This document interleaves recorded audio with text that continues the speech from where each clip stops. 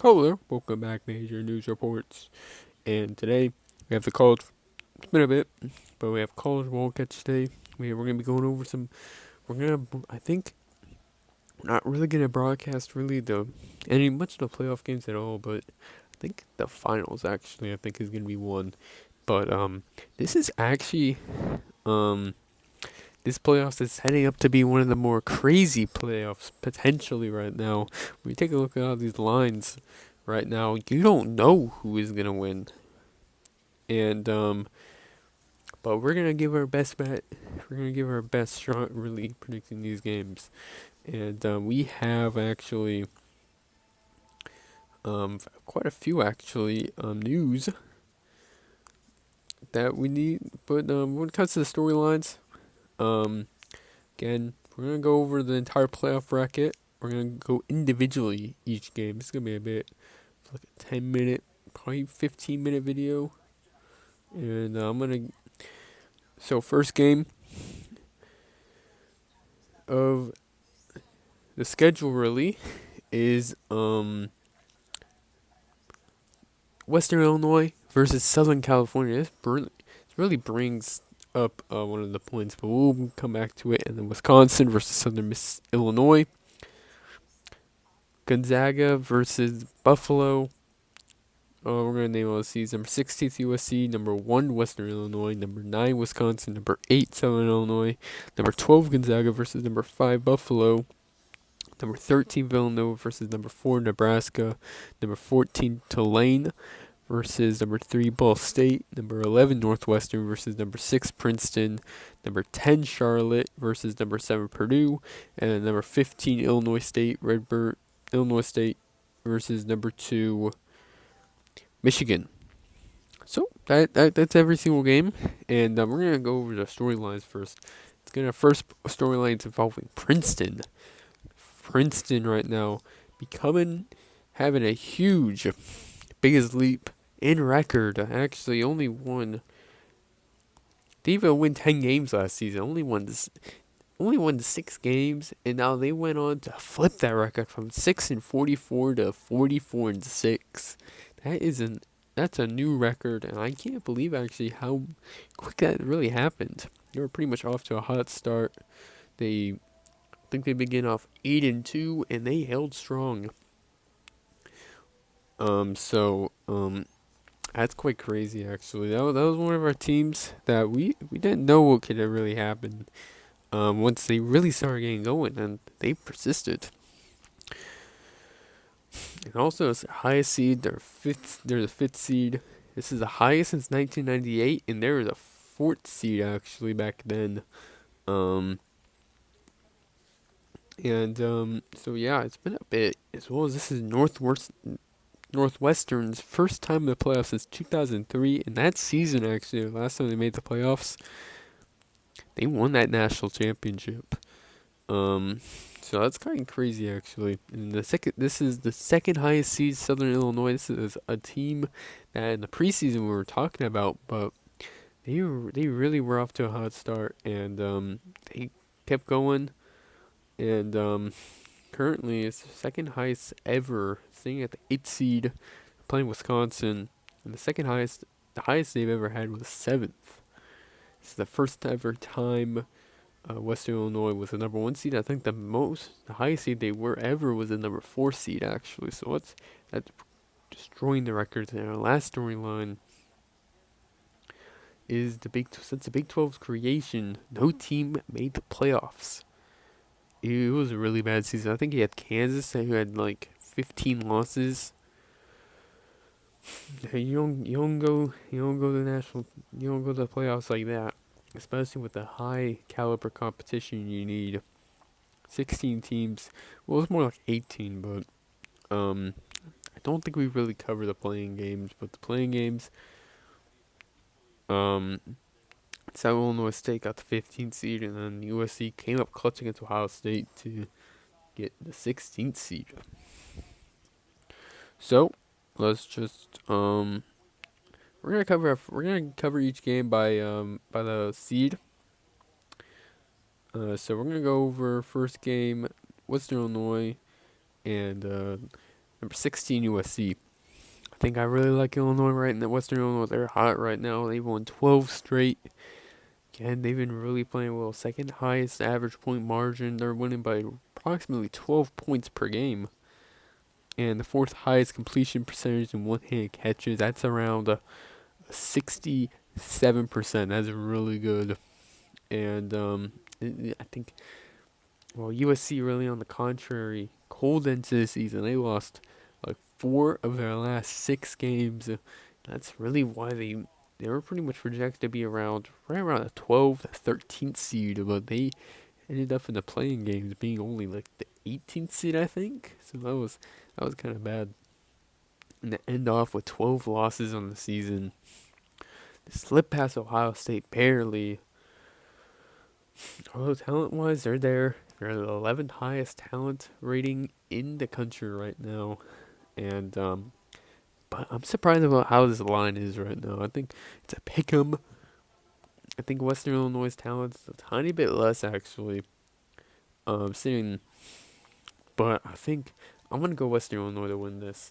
If Southern Illinois, so USC has a chance really to really pull off the big upset, but I don't think it's gonna happen. So Michigan, this is something that's like really puzzling. I think we could see a massive upset. Michigan sitting with the least talent actually, the lowest overall talent in the playoffs actually, which is kind of crazy when you think about it. When they're the number 2 seed, they've recently lost to Tulane and DePaul, and but there are some positives in each team. They actually have the top 5 and the least amount of drops. They've only less than 10% of their catches, less than 10% of the throws end up in drops, which is kind of good actually. That's really good. It's more like 7.2%. That's kind of crazy. And Illinois State had to get in with the play-in, but they just destroyed Ohio State 94-70, and they basically locked that in. They've won 11 straight now, maybe 12 straight, including the playoff games. But I don't know. I don't know how I feel about their depth. They have pretty much one player, and that's really it. After that, it's really bad. And they're going to be going to the league next season. So, and who we're talking about? We are talking about Ernest Farrell. He's really balled out this season. He's from New York, and he's a big prospect for the pro leagues. I think he's gonna be able to get it done. I think this is gonna. I forgot to name my picks actually. I think I'm gonna go Illinois State to win this actually. Pull off the big upset. Michigan State. Michigan. I don't know how I feel about them.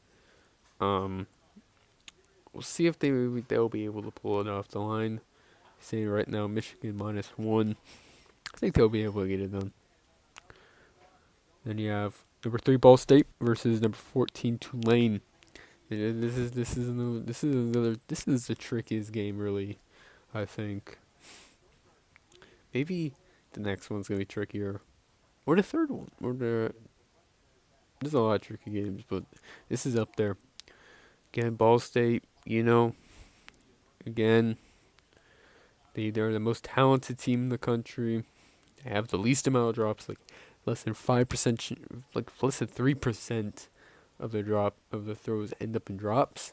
But they've recently been upset by Duke, which actually gave up their pretty much one seed that they probably would have gotten, and in the season with 4 losses,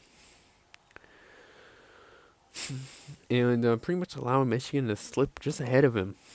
This is the lowest seed I think I've seen Ball State in a good few seasons now. It's been since I need to go look through my notes. I have it somewhere.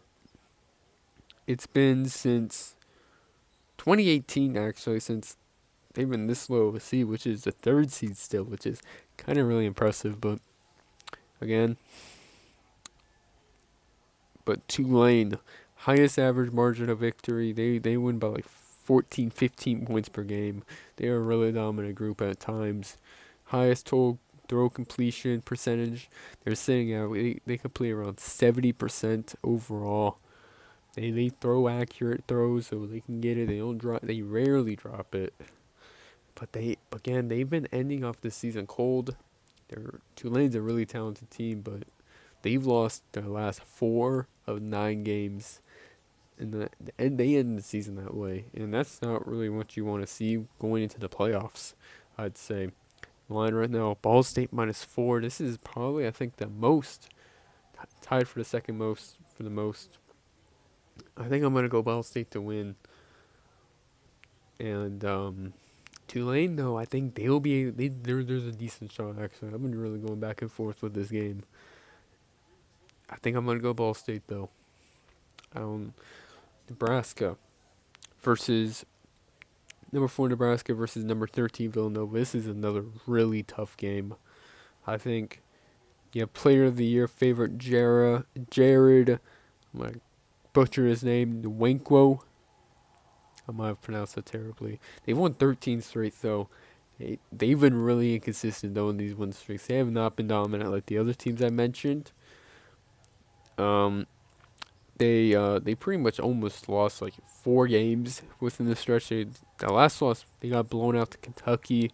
They had a close game with Middle Tennessee, and then they ended the season off with a last second throw to just barely put them over the edge when they were down against South Florida. Their average margin of victory within that stretch was around like 7.5. So I think their max was right around 12, 13 points going up against Eastern Michigan, but I don't know. Villanova though, they have the longest active win streak, 28 games. This is definitely not the record. I think the record, it's the most, I think, third most in program history, but it's kind of really good though, really good. Top 5 in throw completion. They complete around 65% of their throws. But it's a really balanced team, but there's nothing really elite about it. You don't have these elite one-handed catches, these diving catches. They're just balanced throughout the board. They're just good to maybe great at times. They're not really elite. Line right now is Nebraska -4. I think Nebraska's gonna pull it off, but Villanova, I think they're gonna have a big time. They're gonna have a show. And on the contrary, actually,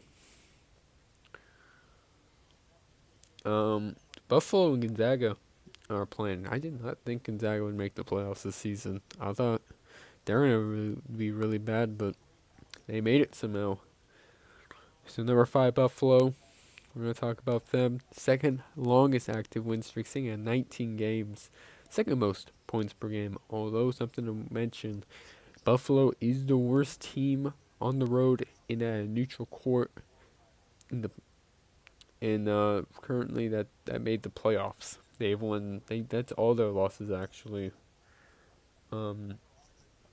They've won a lot of games in a row. Some of them were away, but they're gonna have to really clean up real quick. Really so. But they're playing Gonzaga. Again, they started the season rough, but once they won 28 of 29, but they didn't end off the season right. They lost to Boise State. They didn't have their starters in their last 3 games, I don't think so.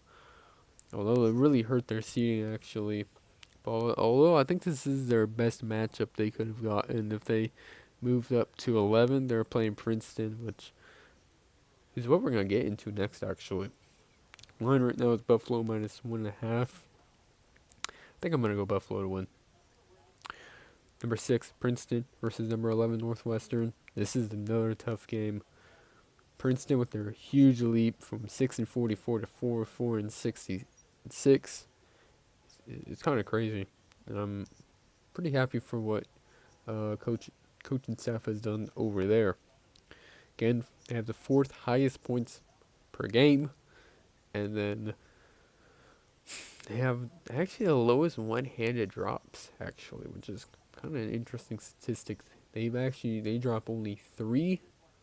They only drop 6.2% of their one-handed catches, which is really remarkable. Really, if you drop that little, it's kind of crazy.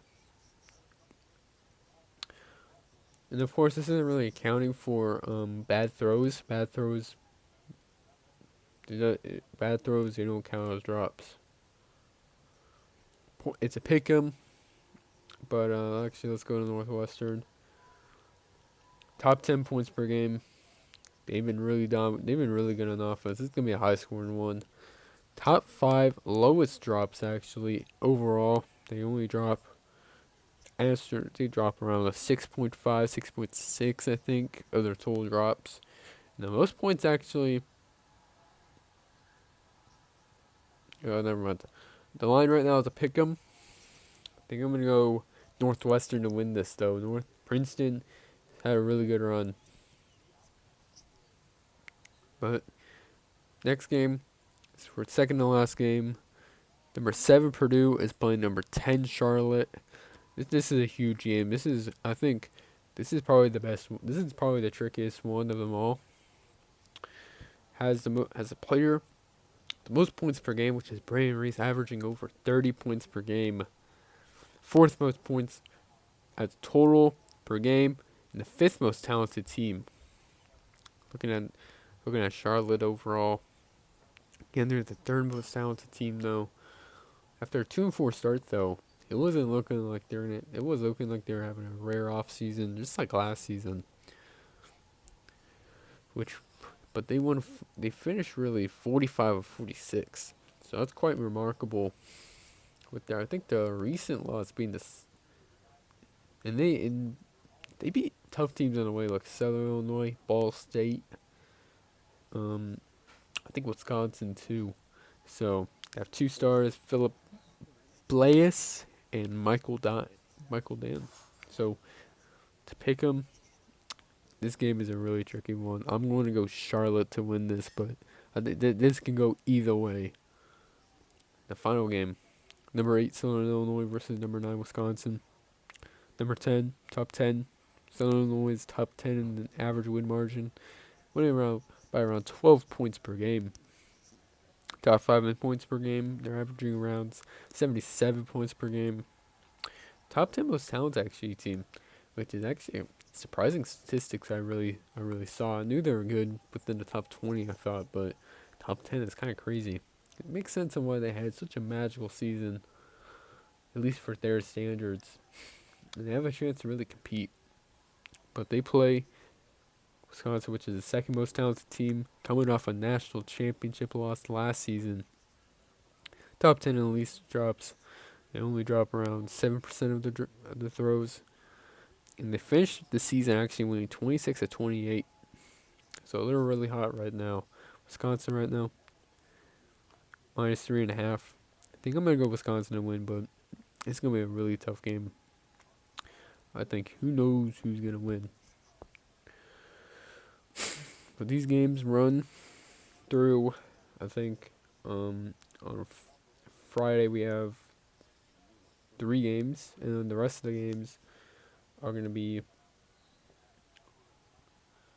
on Friday. So let's take a look at So Friday, Western Illinois versus USC, Buffalo versus Gonzaga. This is their Western Illinois and Southern Illinois. And Southern USC is going to be around 6:30, 8:30 for Buffalo and Gonzaga, and then the 10:30 Central Time game is going to be Gonzaga. No, it's not Gonzaga versus. It's going to be Villanova versus Nebraska, which is actually kind of a late game. I'm surprised how late they have it. But I think that game is going to be in Phoenix. And the rest of the games, early window game at 11, Wisconsin versus Southern Illinois. And at 1 o'clock is Tulane versus Ball State. 3 o'clock is Northwestern versus Princeton. 5:30 is Charlotte versus Purdue. And then the last game at 8 o'clock is Illinois State versus Michigan.